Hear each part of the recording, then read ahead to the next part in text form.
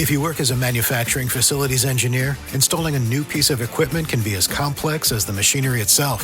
From prep work to alignment and testing, it's your team's job to put it all together. That's why it's good to have Grainger on your side. With industrial-grade products and next-day delivery, Grainger helps ensure you have everything you need close at hand through every step of the installation. Call 1-800-GRAINGER, click Grainger.com, or just stop by. Grainger, for the ones who get it done. Blog Talk Radio.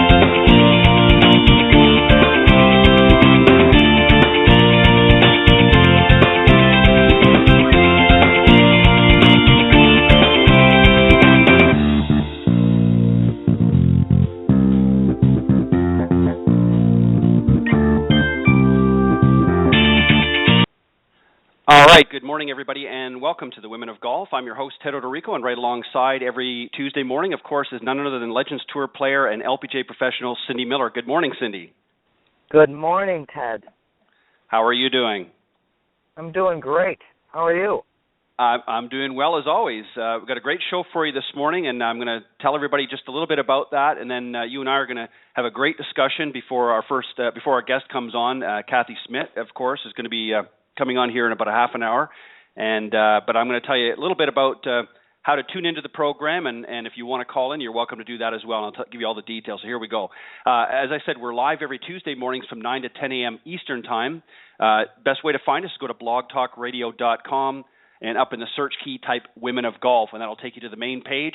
The live program is always at the top during the broadcast, but for some reason, if you're not able to join us during the live broadcast from that 9 to 10 a.m. Eastern slot, then you can just scroll down. There's an on-demand section. You can pick up the programs there as well. You can also find us on iTunes at itunes.com under the podcast section. Again, just type up while you're doing your search, Women of Golf, and that will take you there as well.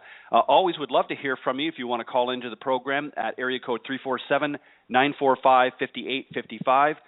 And you can also email any questions or comments to womenofgolf@gmail.com, or if you're interested in coming on the program, you can also reach out to us there.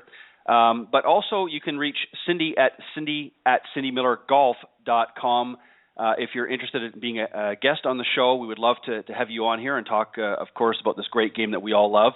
So you can reach out to Cindy there. And also don't forget to visit her website, cindymillergolf.com. Lots of great stuff there, so I know you'll be able to get some great tidbits, and also find out how you can get in touch with Cindy through the website and what she has to offer in the way of teaching and so forth. You can also reach out to me personally as well at ted.golftalklive@gmail.com. And don't forget to tune into my program Thursday evenings, Golf Talk Live, from 6 to 8 Central Time, or 7 to 9 for you on the East Coast. And that's, again, at blogtalkradio.com/Golf Talk Live.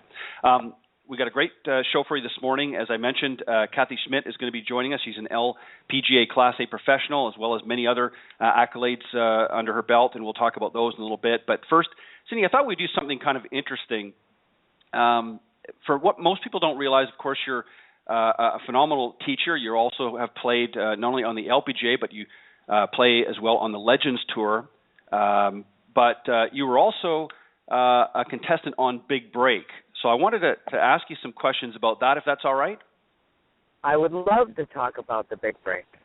Yeah, well, that was really, I won't say necessarily that's how you got your start, but that was really how we kind of got to know Cindy Miller a little bit. So tell us about, when were you first on? Because you were on actually twice. You were on for the original show, and then you came back for a reunion show. But let's talk about the original one mainly. When was that? When did that happen? It was 11 years ago, right about now. Wow. In fact, I think I was filming it 11 years ago right now. So it aired 10 and a half years ago. Now, how long was the process? I mean, obviously we saw a weekly event, and of course there were repeats and so forth, but how long was the actual process from start to finish regardless of where you finish up in the event. What was the time frame? 2 weeks. Wow, it all crunched into that fast. So that was Yes, that was it did. 12 weeks that was a lot of filming. Pushed into 2. Yes. Wow. Yeah. Incredible. So it was long days. We were up at 4:30 or 5 in the morning and went to bed at midnight. Now, how many, just for those that maybe aren't familiar or maybe have shorter memories like me, how many contestants came into the event? There were 10 on this particular one, and they were all women. We were the first women's big break, and it was called Big Break Ladies Only. Yep. And we were the third big break 3. Right. Now, you obviously had to do, and of course we aren't going to be able to show it here, but you had to do, I believe, did you not have to submit a video or something? Is that how you got picked for it? No, it's funny. You had to apply online, and I applied online and basically forgot that I had applied online. A big, long, resume of who you are, what you've done, why they should pick you or audition you. And it was funny. It was probably 2 or 3 months later. I was volunteering at the Women's Canadian Open at Legends and right over the border in Fort Erie or Niagara Falls, and we were on our way back to work, and I got a call, and Cindy Davis, who was the president of Nike, used to work at the Golf Channel before that, and my phone said Cindy Davis was calling, and I thought, why is Cindy Davis calling me? And it was really Golf Channel, and they said, hi, you applied to be on this show. I went, oh, yeah, I did, didn't I? And they said, we've got 2 more audition locations open. Do you want to come audition? I said, well, where are they and when are they? And they said, well, one's in L.A. and one's in Orlando. And I said, well, when are they? And they told me the dates, and I said, well, do you pay for me to come audition? They said, no, you have to pay for yourself. And I said, you know what, let me think about it. I'll call you back tomorrow. I wasn't really sure I wanted to. Right. And I looked at my schedule, and, of course, I didn't want to fly to L.A. from Buffalo because it was going to take a long time and cost more money.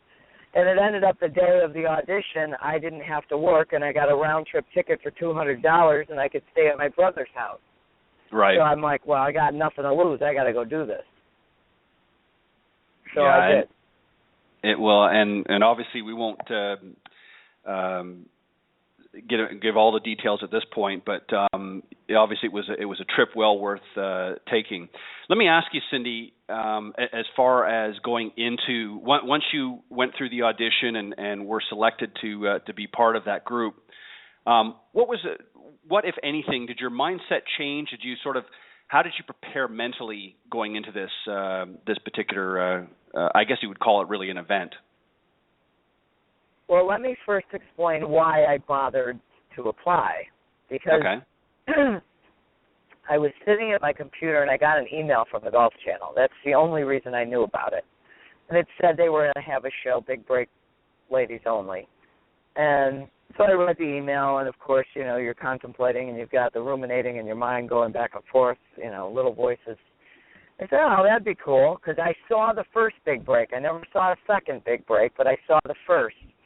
And said, oh, that'd be cool. And the little voice said, well, yeah, you should probably apply to be on the show. And I said, well, why would I bother to apply to be on the show? The winner gets an exemption for an LPGA Tour event, and I played on the tour for 3 years. And I'm 48 years old right now, and, you're not going to win a tour event. You don't hit it far enough. Why would you even bother? And the little voice on my shoulder said, well, to be honest with you, we both know that you want to win the Legends Tour event. Okay, right. You're right. And we both know that if you were standing on the tee box on the 18th hole, leading the tournament, and you had to hit a shot over water with thousands of people watching you, that you would throw up. Good point. You need to apply to be on this show so you can learn to perform under the utmost pressure that you've dreamed about your whole life. Mm-hmm. Okay, so that's why I did it. Now, preparing for it, I live in Buffalo, and it was the fall, and I give a lot of lessons, so I wasn't really, I couldn't practice that much. And the funny thing was that June, I won the LPGA National Teaching Championship at 48 years old, and I was the oldest person that had ever done that. So I was practicing and working on my game because the end result was to play well on the Legends Tour. And to defeat my demons, that the dream I had when I was 17 to play on the LPGA Tour wasn't just a nightmare, because when I did play on tour of the best in the world, I was one of the worst. And I always wondered why. Why wasn't I better? Why was I afraid to win? Was I afraid to lose? So that was why I did it. So I practiced, I had been practicing, and I was practicing in the dome, hitting shots that I thought they would ask us to hit.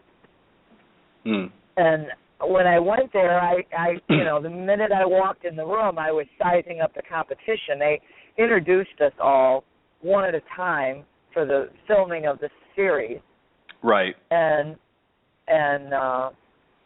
it's funny because, you walk in and you're like, all right, who the hell is that? I've never seen them before, And I had been playing on the Symetra Tour, which is now called the Symetra Tour. It was the Futures Tour at that point.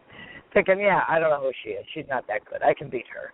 And I can beat her, and I can beat her. And, that's what a person of my personality does. Sizes it up and figures, I can kick your butt. And, needless to say, I thought I was pretty cool, and I wasn't quite as cool as I thought I was.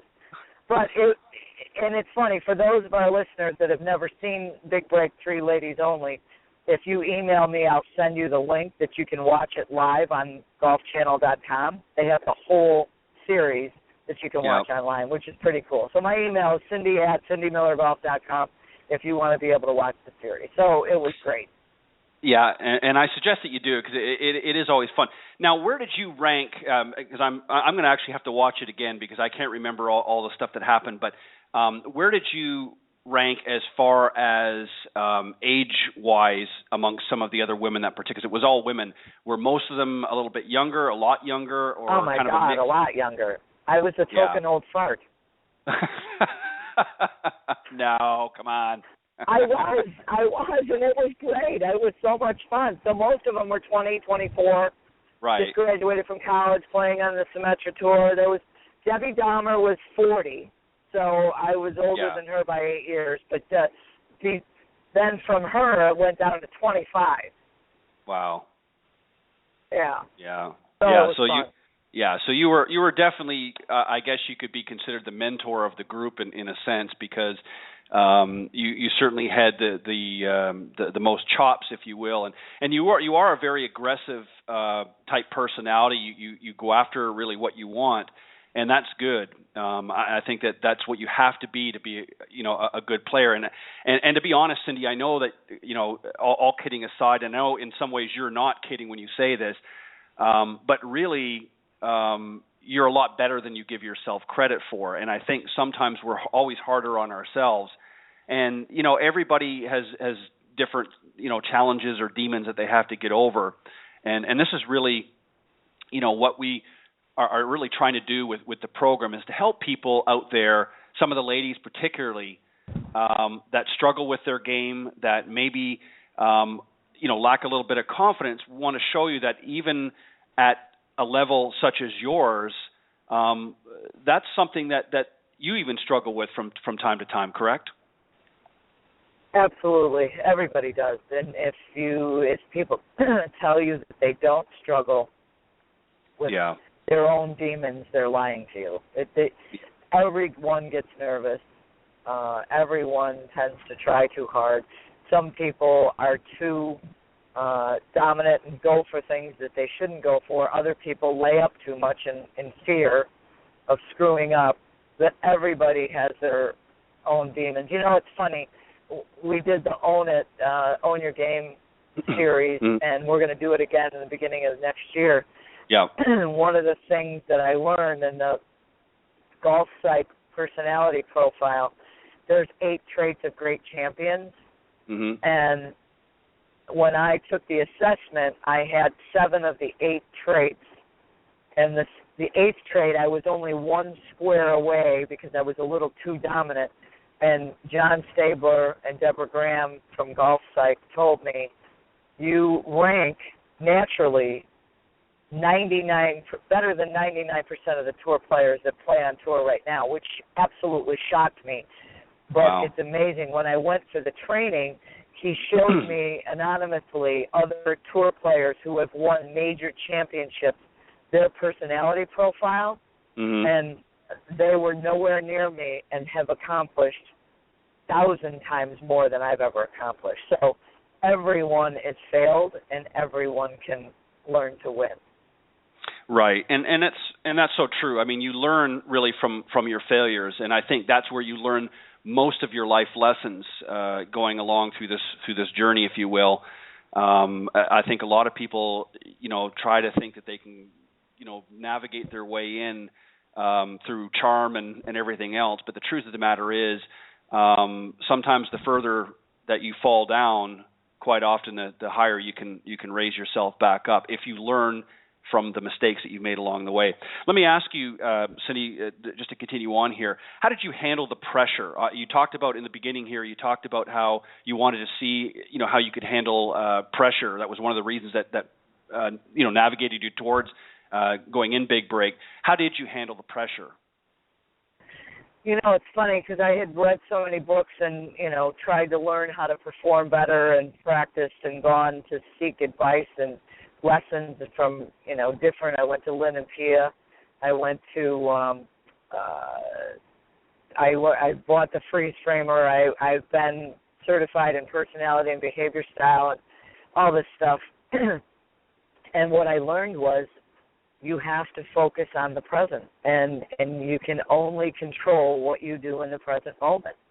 And the little gerbil in my head would say, oh, be careful, look out, you did this last time, or don't screw this up, watch out, the protector instead of the pursuer. And so I really, really, doesn't mean I wasn't scared. I was absolutely petrified, and I had some grace and favor that happened while I was on the show. I skipped one over water that probably should have gone in the water because I believed that it was meant to be. But you have to focus on the present moment and the task at hand, and if you don't do that, you cannot perform to the best of your ability. Right, exactly. Now, what were some of the more difficult, obviously all of the things tasks that you had to perform during that, they had, obviously for those of you, again, that didn't see it, it may be a little bit difficult to explain, but they had a bunch of different challenges. What were some of the most difficult challenges for you?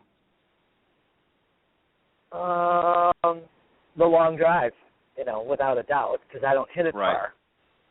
The short game stuff, it's funny, our big break was ranked or rated the best, had the best ratings of all the big breaks for a long time, maybe 8 or 9 years, because I believe our show was cast the best.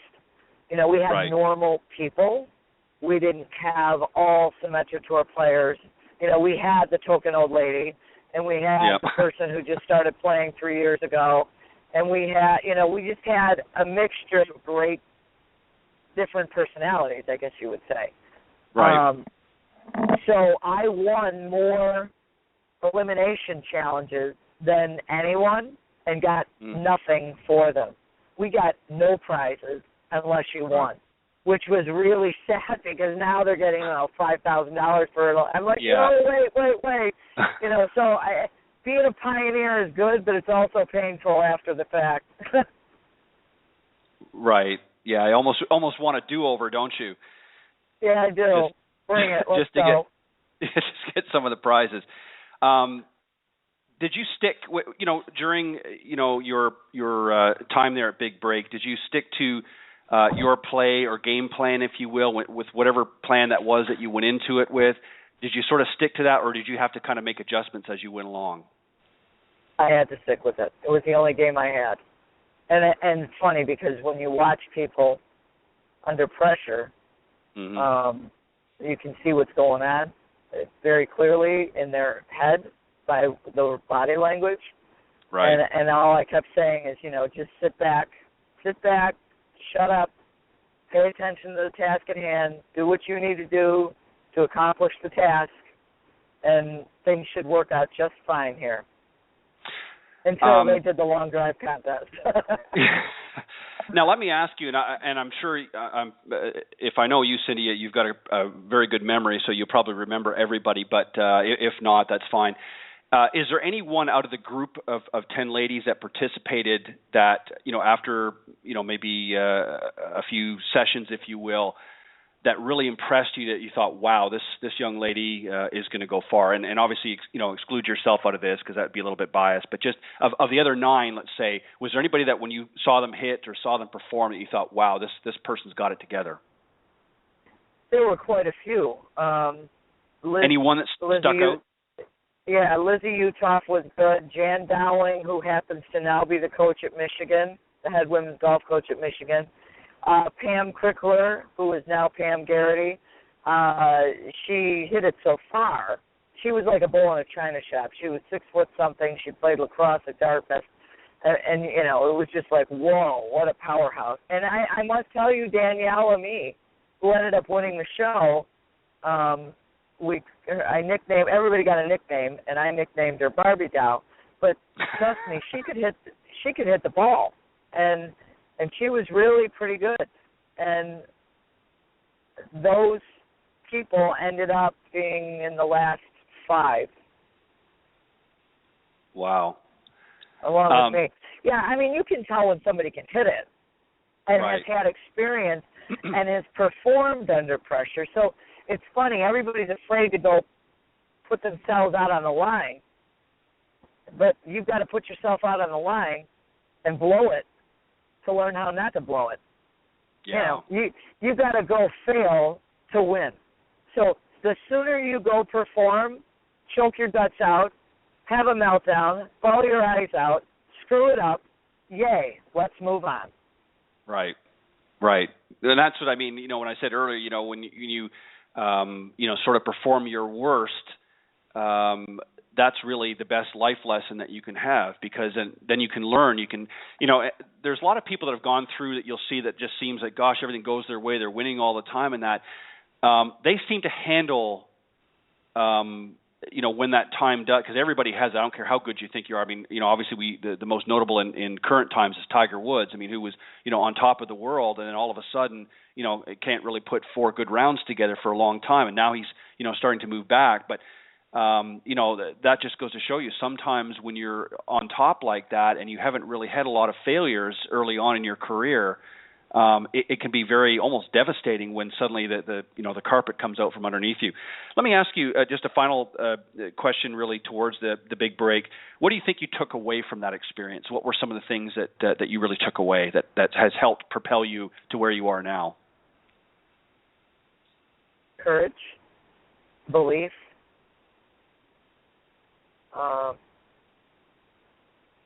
confidence, and I'm proud of myself. I'm proud of myself for having the guts to take another shot. Mm-hmm. The reason I did that was because I wanted to prove to myself that, again, the dream I had when I was 17 years old to play on the LPGA Tour and be a star wasn't just a nightmare. So right. I needed to prove that, this was meant to be. Mm-hmm. And I had the courage to hit a golf shot when there was a gun pointed at my head and I had my finger on the trigger, and I didn't kill myself. Yeah. And so I have to tell you that after the show was over, the last airing, there was a Legends Tour that was coming up at the Hy-Vee Classic in Des Moines, Iowa, and that I always had to qualify for that tournament. So I was known as the qualifying queen on the Legends Tour. Right. Cindy from Silver Creek, the one who wasn't good enough, had right. to go Monday qualify, and I qualified every single year except this year. They gave me a sponsor exemption because I did so well on the big break, and everybody liked me because I was, yeah. Mama Miller from the big break. So I played the first round, and Alan caddied for me, and I was paired with Kitty Robine, one of my really good friends that I played on tour with a long time ago. We were the first off because we were the token field fillers of the tournament. You know, we weren't the stars. And she shot 68, and I shot 71. We had so much fun that day. It was like we were just out playing on a Saturday morning as friends. And we went and had lunch, and we had a meeting that night before the last round, and with the tour, and this player meeting, everyone was there. Joanne Carner, you know, Nancy Lopez, Jan Stevenson, Pat Bradley, all these people. And I raised my hand and I said, you know, are we ever going to make it so that someone, you know, in the top, so many on the money list are exempt for the next year like every other tour does? And the girl stood up and she goes, Cindy, our sponsors want famous people to win or to play. Our sponsors are looking for famous people. And Jane Blaylock got up and she goes, what are you talking about? She's more famous than you are. She just finished that TV show, right? And people loved her. And I went home that night and I thought, you know, who do you think you are? And I went out the next day and I just plodded along, and I came up to the 17th hole, and I hit a shot, and it was up the hill, and Alan told me, hit a wedge, and I'm like, I don't think I can get there with a wedge. It was straight uphill, about 3 feet short of the green, and I've got this little chip, the pin's right in front of me. Little did I know that Alan was strategically planning me to be short of the hole because he knew if I hit the extra club, I'd have been long, and I would have had no prayer for birdie. Right. And I chipped this shot in, and you know what's funny? I walked to the 18th hole of the first Legends Tour event after the big break, tied for the lead, having to hit a shot over water, with thousands of people watching me. It was the same scenario that had spoken to me a year before when I applied to be on that show. You so must I have hit the shot on the... I did. I was like, are you kidding me right now? And so I walked up to the tee box. I hit this shot on the green. I two-putted for par. Everybody went crazy, you know, because here I am, the underdog, and waited, you know, signed my scorecard, got everything done, and they said, you know, you might be in a playoff. You got to sit around and wait. And then, you know, the little dribble was like, oh my God, you're in a playoff. You might be in a playoff. Don't choke. You know, I'm like, stop. Well, my friend Kitty, who was in the group, three groups behind me, because she had shot 68 the first day, she chipped in on 17 as well, and she ended up winning the tournament by 1. But here's the catch. I finished second, tied for second, made $33,500 in one tournament. I never made that much money in all the years I played on tour. And I finished the season second on the money list on the Legends Tour, and it made me exempt for the next year. Wow.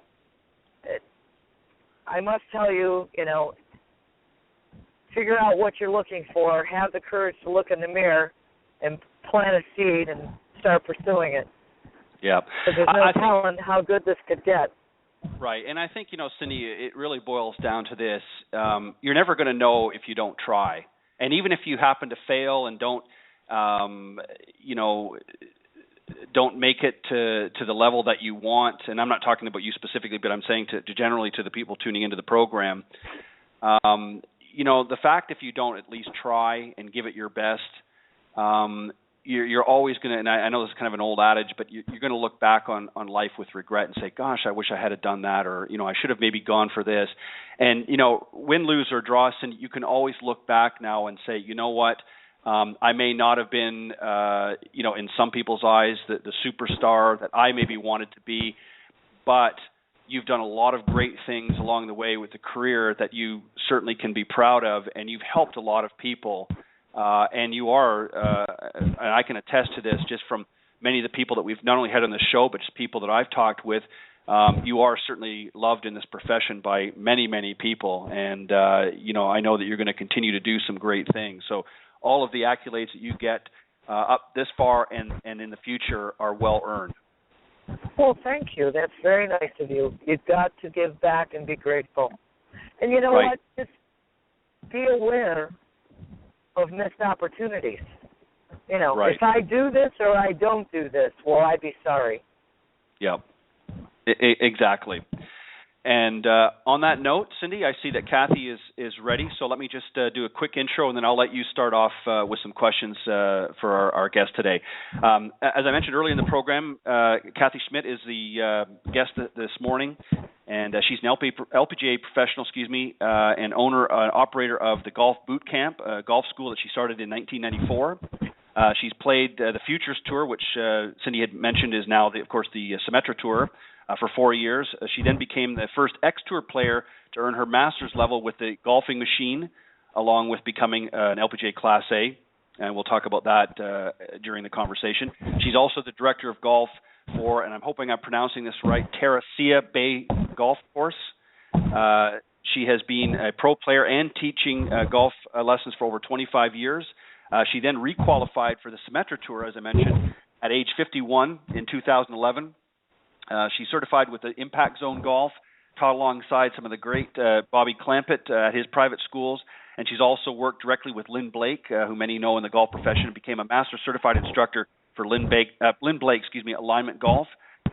She mentored Charlie King due to his wonderful technique to teach without really complicating a lesson, and that's not easy to do in this day and age. Cathy was also asked to teach for the PGA at the National Championship in Atlanta, Georgia, at the Atlanta Athletic Club. Her passions to see the game of golf grow drove her to develop golf and physical education for all the schools in the county where she resides, and she's recognized by the LPGA as a lead instructor and member mentor, and she has built 4 golf boot camp schools over the past 20 years. So without any further ado, let's welcome Cathy Schmidt. Good morning. Good morning, Cindy. Good morning. Thanks for having me on. You're welcome. I hope I got everything right. I was trying to read all that off. And how do you? I just want to make sure. Is it Terracea? Okay, yes, good. It is. Okay, Cindy, go ahead. I'll let you start off. Okay, so why do you do what you do? Passion. For what? Whether it's playing in competition or it's passion for my students' progress. I just love what I do.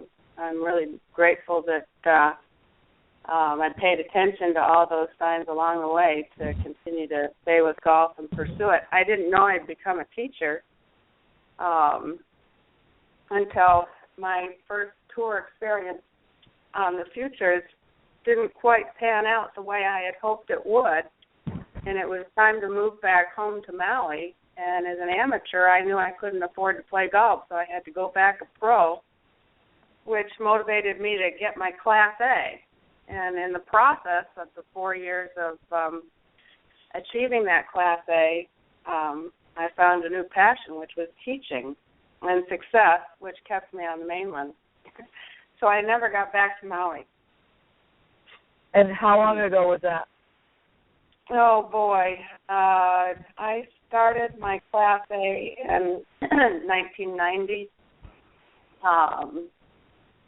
and I played on the Futures Tour 86 through 91 was my last tournament. Wow. Beautiful. Let me, Cathy, let me just ask you a question. I don't know how much of the first part of the show that you had, if you were able to listen to it at all, but we were talking to Cindy about her experience on the big break, which I'm sure you're familiar with, and we were it was sort of ending up the conversation a little bit about what she's learned, from some of the failures that she's had in her career. What do you think you've learned from some of the failures maybe that you've experienced throughout your earlier part of the career as a player? What helped you to sort of keep moving forward and say, okay, I didn't do my best here, but this is what I've learned, and it's going to help me, over in this area here, maybe in the teaching side? When I first started playing, I had been a windsurf pro in Maui, and I made a quick switch to golf, and then also faster. From not being able to break 100, I was shooting subpar rounds within a year and a half. Wow. Very dedicated, passionate amateur. And I didn't have any mental skills. I didn't have any course management skills. So when I was out playing on the Futures Tour, the emotions got to me, and the preparation for the correct shot. If my feet told me, because my toes were high and heels were low, that I was going to hit a draw, I did, even though that meant I had to carry it over water and land type pin on a downhill slope from a green and over a bunker. And everybody else hit the nice little fade where it was dry the whole way to the pin. So, I did a couple of what I call blonde situations, and that usually added the strokes to my score. In 2011, my daughter was bragging to her teacher about her LPGA mom, and as a player. Right. And he thought, well, I've got to take her from this conference and explain to her a little bit about who her mom actually is. And then I decided, well, I still have an opportunity with an LPGA event to go out and do what she's bragging about. So I called Glenn Blake, and because he teaches the same way I do, and I knew that we could communicate very well. And I told him what I wanted to do, which was in 6 weeks get my game together so that I could cut an LPGA check and bring home the crystal. And we worked together and did that. And because I was aware of the mental game at that point, that's what really put the wheels on for me, besides Lynn's help in getting my swing buttoned up. And with the mental game, I knew that I had tools. The passion for competing soared again. And that summer I went out and played a lot of satellite tours with the goal that I wanted to requalify for 2011. And so by doing that, the mental game is what kept me in. I was smarter, I was older, I wasn't stronger physically, but mentally, yes, I was, and played very well. And so you were saying earlier about doing things and not doing things.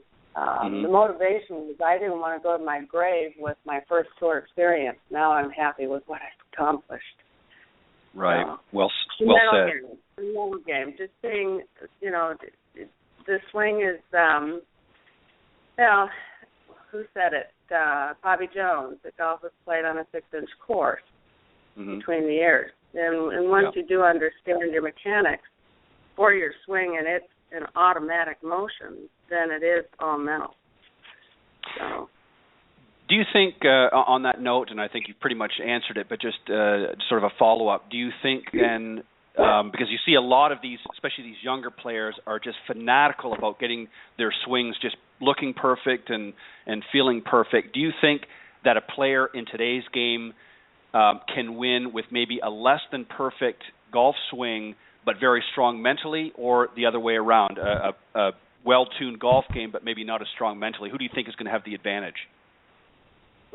Jordan Spieth, I think he's got a mind of a steel trap.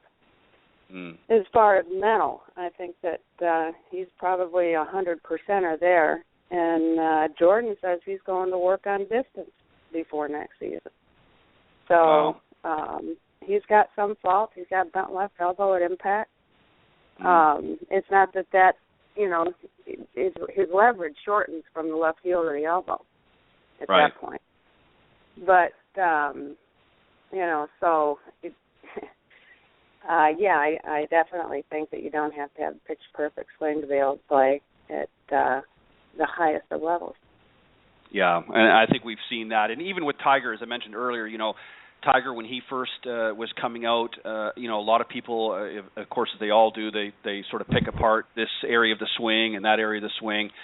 And he was not always finding the fairway, but yet he was a great closer, if you will.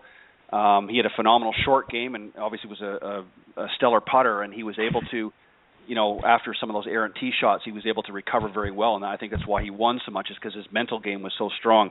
Tell us a little bit about your golf boot camp. Well, we started out working for I was married to Chuck Evans, and we were both working for a golf school. we broke off from that golf school and headed up to Seattle and built our first golf boot camp. Chuck and I had a wonderful relationship as professionals. We just never stopped working. And so the marriage kind of fizzled out a little bit, and we both had our passions, which was golf. So I broke off and moved down to California and built the second one where he carried on in Seattle.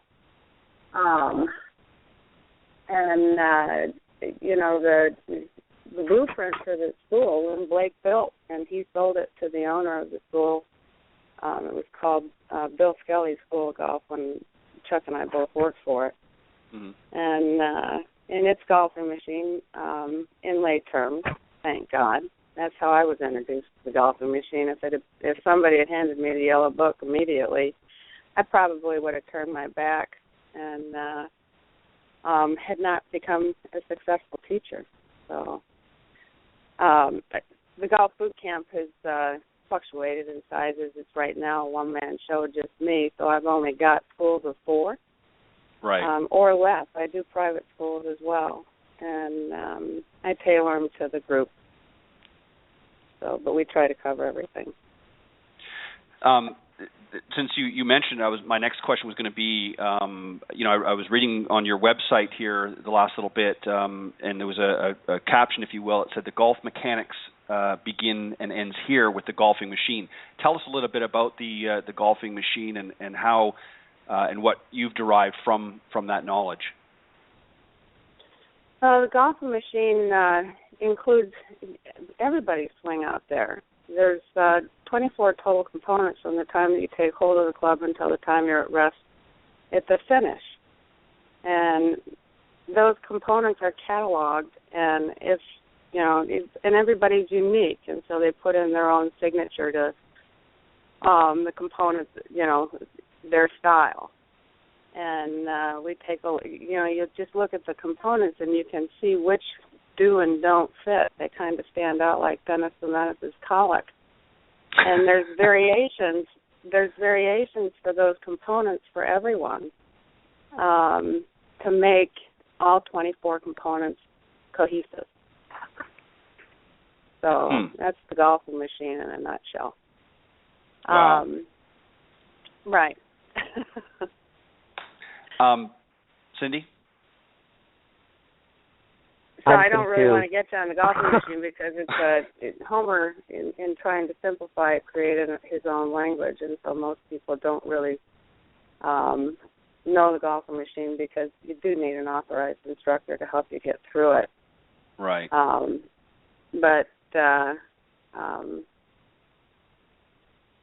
Go ahead. I just didn't want to push it. How many boot camps do you do a year?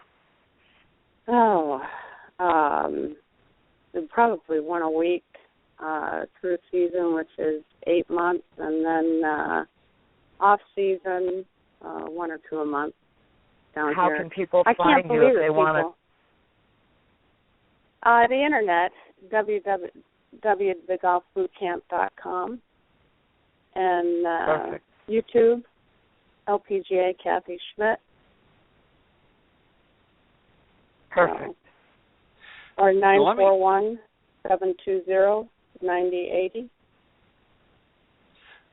What do you think, Cathy, just to go back a little bit about your time playing on the tour, what do you think were some of the ups and downs? You mentioned a few, but what are some of the realities of life on tour that a lot of people, because you hear a lot of parents out there, as an example, want to get their little youngster, to be the next tour star and that, and obviously the realities as well as Cindy does, that it's not an easy journey out there. If you were going to advise a parent that maybe has a youngster that does have some talent, where would you start? What advice would you start them with, and what would be some of the conversation that you might have with the parents as well as the child?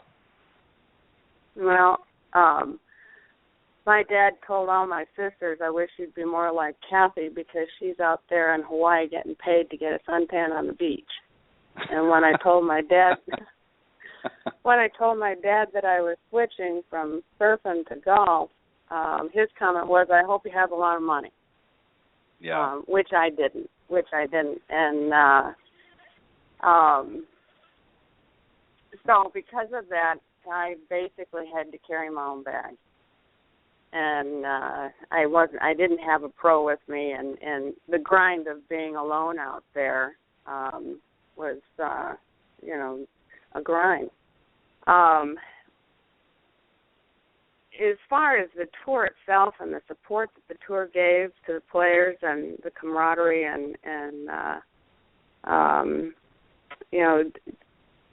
that kind of balanced having to carry my bag by myself, and all the responsibilities. And my pro was back in Maui, where I didn't have someone here on the mainland to help coach me while I was going through it. Or the pro that I trusted and loved most was in Maui. When I went back out in 2011, things had changed drastically. And the parents were out there with their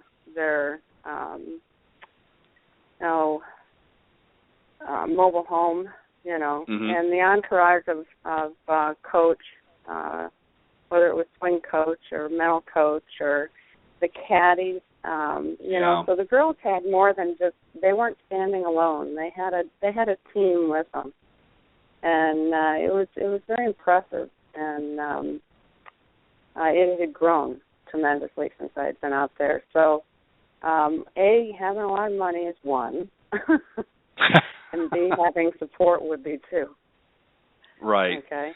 And the support is so significant. I mean, everybody that has played with a good caddy knows that caddy is going to take somewhere between 5 and 10 shots off of their score that day, And whether it's helping you with your alignment, choosing the correct club, or just being your friend and keeping a smile on your face and stress out of your game. Do you think with some of the technology that's out there, and I'm talking now, we're going to flip the switch a little bit to the technology side, or to the teaching side, excuse me. Cathy, do you think that, obviously, I've talked about this quite a bit in the past about technology. I think there's a lot of great products out there available for the teaching side of things. But do you think sometimes that maybe, particularly some of the newer teachers out there, the younger teachers, maybe rely too heavily on the technology side and not enough on maybe their abilities, or don't utilize their abilities as a teacher and rely too much on technology, is I guess what I'm trying to ask. Well, I'd hate to see a young, career teacher starting out with a lot of technology, because their eyes aren't going to be trained as well as having to correct a golf swing without any other source of data besides what you see and hear. And right. And so those are skills that, when you build those skills without the tools, they're yours forever. But the tools, they can break. And the new technology. So I would really recommend that if you're going to make it a career, that yes, they are significant. They take they take guesswork out of what you're doing, and you can head right to it. But you've got to also assess the player, and will this player ever be able to approach the golf ball from the side that they're standing on? Or are you going to go ahead and make them, a pull fader of the ball instead of a push drawer? And a machine's not going to tell you that. Right. Do you, it's really been no secret, I think, in golf here lately, and there's some obviously economic reasons to this, but obviously the numbers have dropped over the last few years. What do you think some of the causes of really people just not either sticking with or not getting into the game? What can we do, I guess, in the profession to encourage more people to come out and either try this game or get sort of rejuvenated and reinvent the wheel, if you will, and coming out and participating? What do you think we can do to help bolster that? I really don't think that it's golf as an industry that's lost. I think that it's the world economy that's put a crunch in every industry. And I think that the equipment, hitting the ball further, making the courses longer, has definitely put a struggle on, people wanting to stay with it. You got to have a reward out there, so I'd probably try to back throttle on the length of the courses.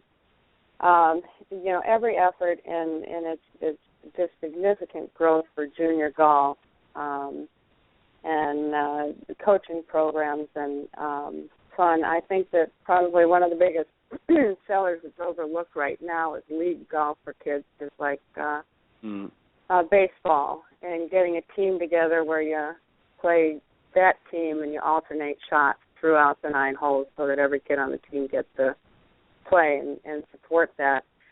Having each team have a parent involved as a coach, just like you do in Little League, so that there's parents, going out with each group. And, whether you have a half a dozen or a dozen kids per group, you've got 9 to 18 parents out there as well.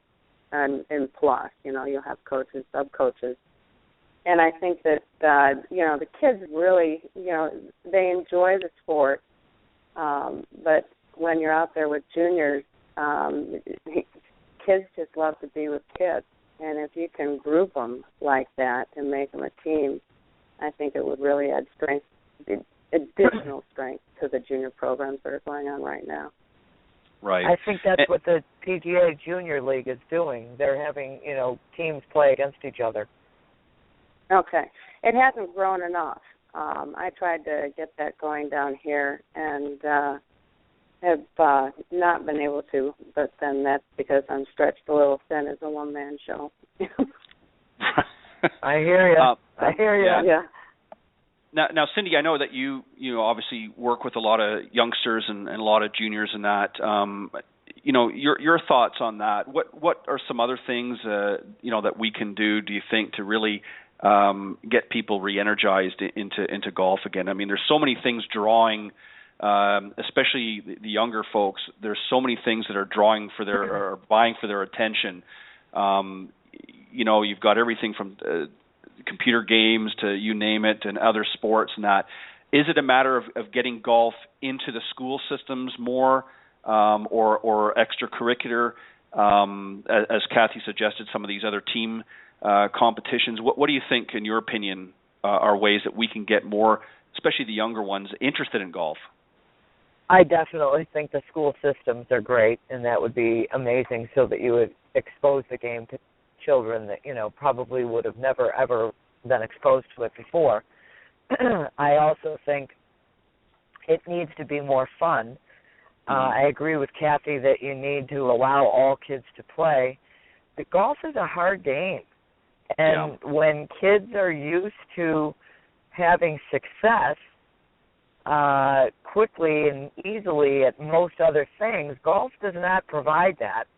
And depending on the parent, all you see is parents shaking their heads and giving negative feedback to kids who are trying their hardest, and kids are like, I don't really, this is painful, I don't want to do this. So I think it's how we teach the game, it's how we expose the game, and we need to help them have fun. And maybe, U.S. Kids Golf and Snag Golf and all those things are great, which is really playing golf a different way. If you make it fun, they'll want to play.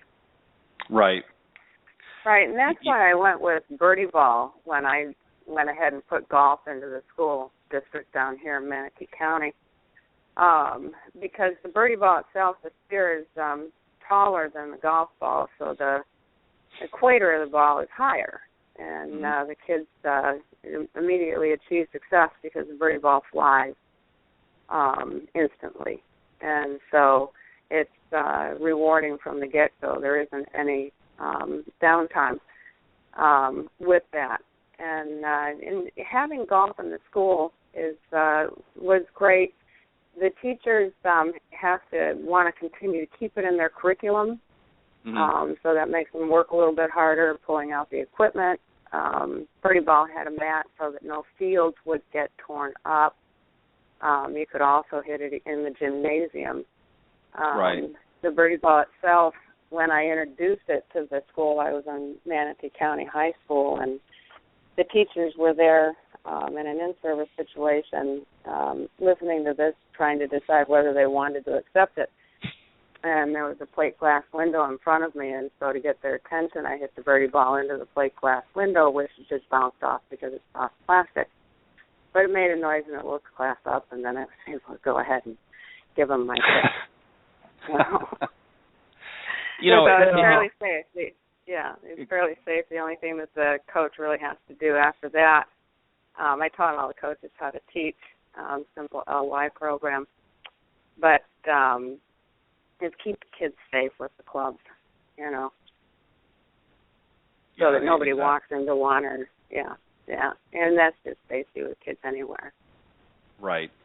And obviously, golf is different from a lot of the other sports when it comes to the school systems, and obviously as you get into the collegiate level, I mean, a lot of you can't. It's very difficult to compete against football programs because they get a lot of support from alumni and things like that. So really, this I can see an opportunity, and I know they are doing things that the PGA and LPGA and others, and even some of the sponsorship maybe can put together.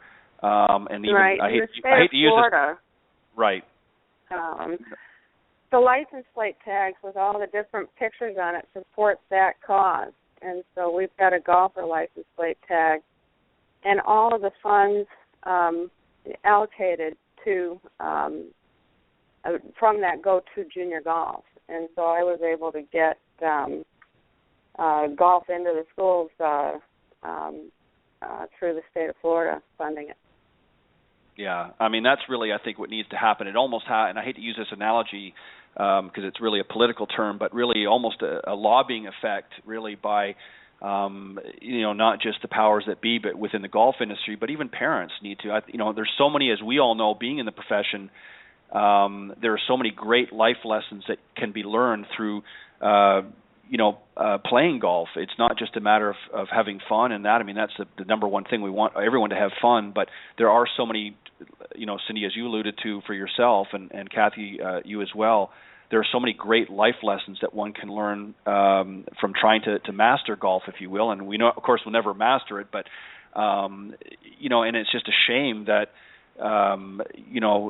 that schools don't have this more in their curriculum, because I think it can be made fun. There's a lot of variations. And then once those youngsters kind of get bitten by that bug, then as they progress throughout their lives, will naturally gravitate, but, and as they do with other sports. And I think golf is, for some reason, has been a little bit behind the eight ball there. And I think it's something that with this day and age, with so much money coming into golf and so many big name people, I think this would be a perfect opportunity moving forward for them to really get proactive and getting it into the school systems on a national basis. Right. I'd love to see somebody pick up and spearhead a campaign like that. That might be my next calling. Cindy, I mean, I can't think of a better ambassador than Cathy, but also Cindy as well. I mean, you guys have gotten so many things from the game, in life lessons and just so much enjoyment, and you're giving so much back. I just think it's a natural thing that if we can just get it into the schools once these kids, and I think that it helps get the parents involved as well. The parents, if their little ones are involved, the parents want to be involved, and it can become more of a family. And that might be another avenue to approach it, as more family golf and not just so much individual. You talked about, Cathy, about groups and things like that and teams, getting more families to play golf together. It's something they can do on trips and so forth. Sorry,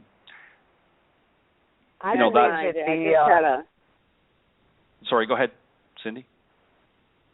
Go ahead, Cathy. Sorry. Oh, excellent idea on the families. I just had a mother that came to me, and her 10-year-old daughter was out hitting her, as the mother didn't have a pivot for power. And once I gave the mother, but then all of a sudden she realized that she didn't have to be humbled by her daughter anymore. But she was also thrilled. She just didn't know how to get her body going, and once we did. They were a golfing family already, and so your idea just struck a chord with me because it was so close to one of my current students. Right. Family golf, family functions. Yeah. With so many families, vacationing together and things like that, and it can be done very economically. There's a lot of great opportunities out there that you don't have to be, unless necessarily giving away the farm to play golf. There are so many ways that you can get in, very inexpensive if need be, but yet it's still something that you can, develop a lifelong game and continue on, and then obviously as you get older in that and get out in the working world, can become, as Cindy, you and I have talked about on the program with some of our guests, a great business tool as well, particularly for those ladies out there that are out there working with their own businesses. A great opportunity. Cindy, any final thoughts? Yeah, any final thoughts? No, Cathy, I thank you for being our guest. You were amazing. You're so passionate is the word about learning and helping others. So thank you so much. We appreciate you sharing your time with us. Yeah, thanks for having me on, Cindy and Ted. I appreciate it. Not a problem. We thank you. You're welcome to come back anytime, and good luck. And I trying to go from memory here, but I believe it's www.golfbootcamp.com. Is that correct? Correct. Okay. For those tuning into the program, make sure you visit Cathy's website, thegolfbootcamp.com, and check out some of the great things that she has to offer. And if you're wanting to get in touch with her, you can do so through the website. Again, Cathy Schmidt, thank you very much for joining Cindy and I on the Women of Golf show, and we look forward to having you again on the show in the future. Appreciate it. Let's come back. All right. Thank you. All right. Bye-bye. Bye-bye. Bye, Cindy. Okay. Again, that was our very special guest, Cathy Schmidt, on the Women of Golf show this morning. We're obviously out of time, so thank you all, as always, Cindy, and we want to thank you to our listeners out there from around the world for tuning in each and every week, for joining us on blogtalkradio.com's Women of Golf. Join us next Tuesday from 9 to 10 a.m. Eastern Standard Time right here on the blogtalkradio.com network. And we look forward to sharing some more information and having another great guest in the upcoming shows. Thank you, Cindy, for sharing your thoughts, too, on the big break. That was interesting. I enjoyed hearing that, and I'm sure it brought back a lot of fond memories. It sure did. Thank you, Ted. It was fun. You're welcome. All right. We'll see you guys next week. Thank you, and God bless everybody. All right. Bye, Cindy. Bye-bye.